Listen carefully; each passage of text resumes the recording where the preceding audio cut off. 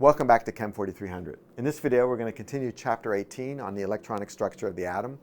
And if you've been following the derivation so far, you know that we've taken the Schrödinger equation for an electron orbiting a positively charged nucleus, and we've divided that up into two wave equations, one for the center of mass and the other for the relative motion of the electron with respect to the nucleus. We took that relative motion wave equation and we divided it up into two wave equations, one for the angular part of the wave function and the other for the radial part of the wave function. The angular part we recognize as the solutions for the angular momentum's eigenvalues and eigenstates, or L squared, which was the spherical harmonics, and we were left with the radial part, and that's what we're going to tackle now. We're going to look at how to solve this differential equation to get solutions for the radial part of the wave function. This is quite challenging, so now would be a good time to pour another cup of coffee as we go through this derivation. Again, I don't expect you to be able to derive this, but I'm just hoping that you can follow this to see how these quantum numbers in these solutions come about. So this is our wave equation that we're looking at. It's a one-dimensional wave equation. And the first thing we're going to do is we're going to divide both sides by E, the total energy, and move it over to one side.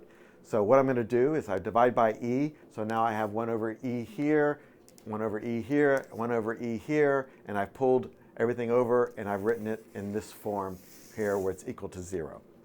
Now this is the potential energy term from the Coulomb interaction, and what I'm going to do is I'm going to define a new constant, kappa squared, which is related to the energy. This has the units of wave numbers, kappa does, and so I can rearrange the energy to be minus h bar squared, kappa squared over 2 times the reduced mass. And then do a little bit of rearranging of my potential energy expression in terms of this kappa, and then a little further rearranging, and now I get it into this term times 1 over kappa times r, the distance between the electron and the nucleus. I then define all of that stuff up here as a constant, as rho naught. It's given here, and now I'm going to try to simplify my expression down to just a small number of variables and get rid of all of these sort of extraneous constants. So when I do that, this equation, the previous equation, becomes this wave equation here, where we now introduce this rho naught. Excuse me. Let's continue. Let's define another dimensionless variable, which I'll call just rho, which is 2 kappa times r, and that is going to be dimensionless because kappa is 1 over length and r is length. And this allows me to rewrite this differential equation into this form here. Now, the next step is to redefine a new function in terms of r, which is rho times r of rho. So we've already taken r of r and turned it into r of rho. Now I'm going to turn that function with this definition into u of rho, with rho times being defined as rho times r. And of course then the derivative of that with respect to rho will be this term, and the second derivative will be this term. Taking all of these together, we're going to convert this differential equation, and you can try to work this out if you like. This differential equation will become this differential equation for u. All right? And this is the new ordinary differential equation that we put it in. So let's take this, and we're going to look at how it behaves in the limits of r goes to infinity, which now corresponds to rho going to infinity, and r going to 0, which corresponds to r going to 0. So we're going to look at the limiting behavior for this differential equation. Okay. These two limits, rho goes to infinity, r goes to infinity, rho goes to 0, r goes to 0. So let's start with rho goes to infinity.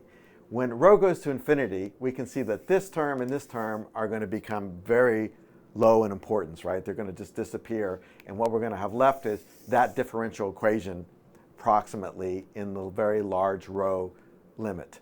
So this differential equation has a solution that will be something like this. Now, we're going to only allow solutions where the wave function is going to 0 as r goes to infinity. So that means that this term can't be allowed. So we're going to set that b equal to 0. And we're going to leave ourselves with a limiting solution that looks like some constant times e to the minus rho over 2. So we have an exponential decay as rho goes to infinity, as r goes to infinity. So that's what we expect in that limit. Now, as the distance goes to 0, or as rho goes to 0, we can see that this term is going to grow faster than this term because this term is squared, and that's just 1 over rho to the first power, that's 1 over rho to the second power. So this one will grow the fastest as rho starts decreasing. So we can approximate the wave function in that limit as looking like this. This differential equation will have solutions of this form here, where we have a to the rho to the L plus 1 plus b to the rho to the minus L. Now, again, we need solutions that are finite, so we can't take this solution. We have to set b equal to 0 because 1 over rho to the L, which is what this term is going to go to infinity at rho goes to 0. So we need to remove this term. It's not going to be physical for our solution. So that leaves this term for the limiting behavior when we get our r going to 0 or rho going to 0.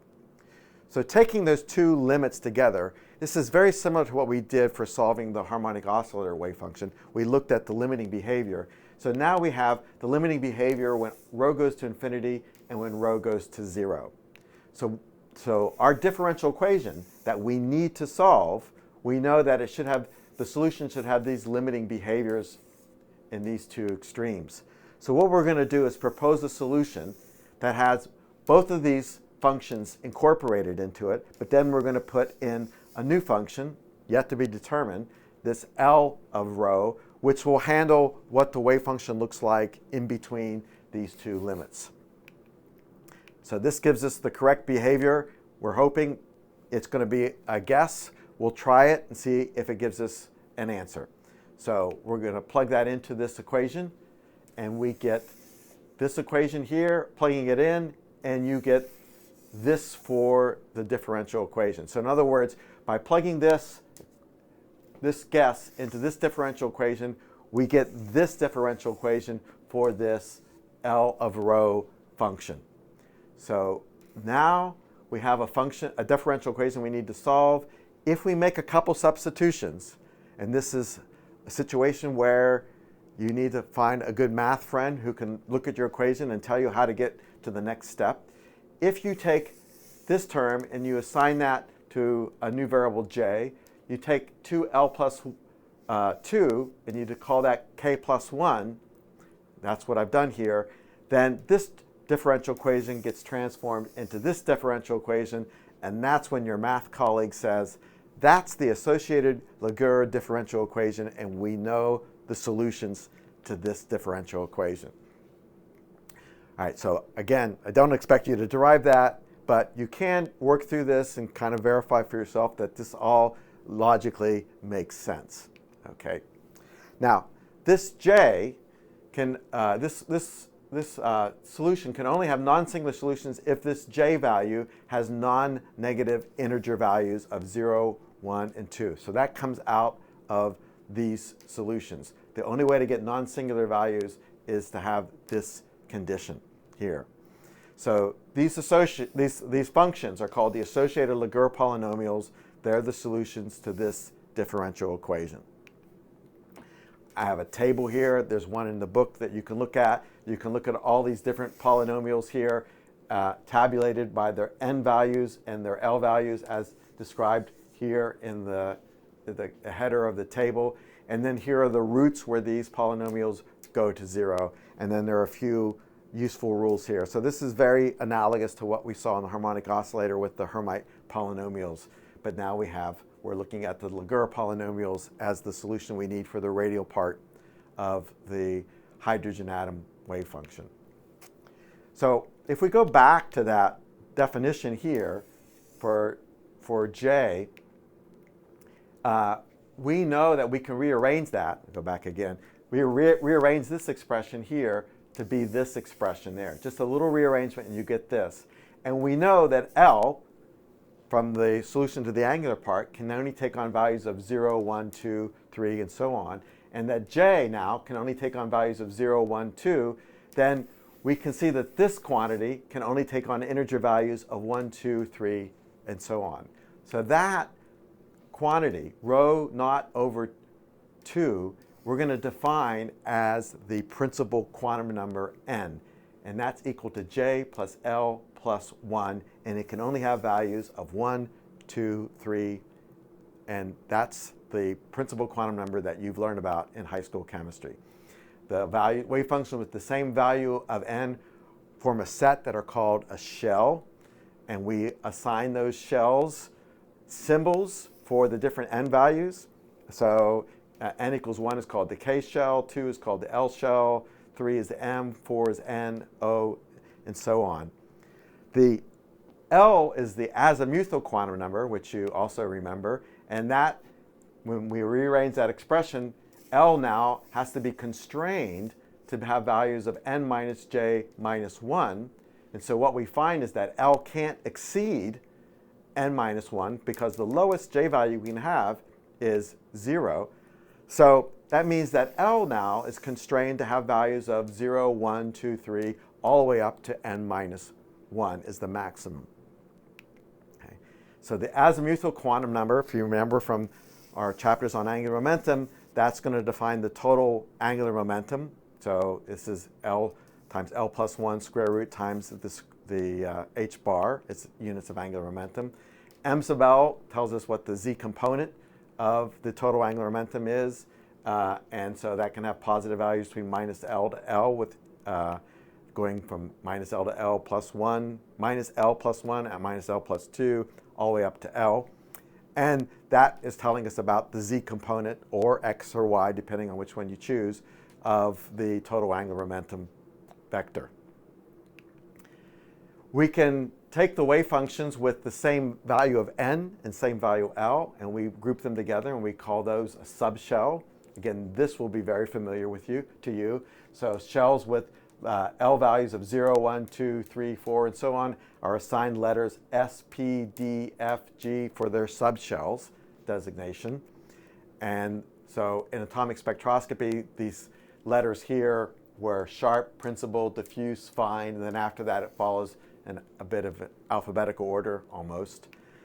The notation that we're going to use, as you've seen before, is the quantum number n times the quantum number L. So when we talk about n equals 1, L equals 0, we're talking about the 1s wave function. N equals 2, L equals 1 is the 2p wave function. And then if you look at the number of roots in those Laguerre polynomials, which is n minus L minus 1, that tells us that the number of radial nodes will be n minus L minus 1 in our wave functions, and that the angular nodes, of course, will be L, and the total number of nodes will be this number plus this number, or n minus 1.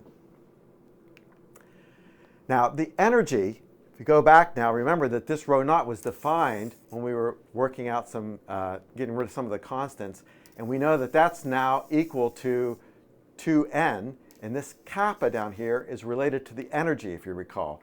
That kappa is given by this expression, which we had earlier defined as minus 2 mu E over h bar. So what do we have is that we can rearrange that to get the total energy, which is now quantized by these n values, to be given to minus h bar squared kappa n squared over 2 mu, which, using our definition here, gives us this value. So a little more rearranging, and we get the energy of the hydrogen atom, which depends upon all of these constants, and it's 1 over the principal quantum number n squared. That's the energy of our hydrogen-like atom, where Z is the charge of the nucleus. So when I showed you the potential energy surface before, the Coulomb interaction, I showed it to you. I showed you these energy levels. This is where these energy levels show up based on this equation here. So the electron is bound to the nucleus, and it has an energy given by this expression. It depends only on n. It doesn't depend on L. It doesn't depend on m sub L for the hydrogen atom. And if you increase Z, then what you're doing is just increasing the strength of that Coulombic attraction, and that's going to make the energy more negative. It's going to hold the electron tighter. And of course, when we get to n equals infinity, then that means we get to an energy of E equals 0, and that's moving to the top here where the electron is going to be unbound. Now, in terms of units that you see that we'll be using another unit that's common is something called a Rydberg, which is defined as the negative of the hydrogen's ground state energy, which is minus 13.6 electron volts approximately. And written in terms of the Rydberg unit, then the energy of the hydrogen atom is minus 1 Rydberg over n squared. Now, we've also learned about the Hartree, which is EH, and that makes the energy e to the minus 1 EH over 2 n squared. So it's a simple relationship there. Now, as I said before, the energies are identical for each of the L values, and the L values can have two L plus 1 values for each of the m sub L values. So that means that if you take all that degeneracy together, that all the L values that are allowed for each n, and then all the m sub L values allowed for each L, then you can see that the degeneracy of the nth level through this is going to be just n squared. So now when we look at our energy levels, we can see then we have minus the Rydberg unit there, minus Rydberg over 4, over 9, over 16, over 25. That's n squared, n equals 1, 2, 3, 4, 5, and so on. These are the wave functions that are associated with it, and here is the degeneracy associated with each of those levels, which is n squared. And here are the transitions that are called the Lyman lines and the Balmer lines. This is what Schrodinger got good agreement with when he solved the wave equation for the electron bound to the proton, and that's when he knew he was on the right track for his wave equation. So this is the Balmer series. This is what Bohr's theory gives, and what was impressive with Bohr's theory is that this constant agreed perfectly with the Rydberg constant, and in fact, actually, Schrodinger got exactly the same Rydberg constant for his wave equation, so that's when he knew things were working. So we've now determined the full wave function, but we still need to look at multi-electron atoms and molecules, and that's where actually Bohr's theory really kind of fell short. It wasn't able to do the job any more than just beyond just the hydrogen atom. So in the next video, we'll look more carefully now at the solutions that we get for the radial part of the wave function and see how they behave.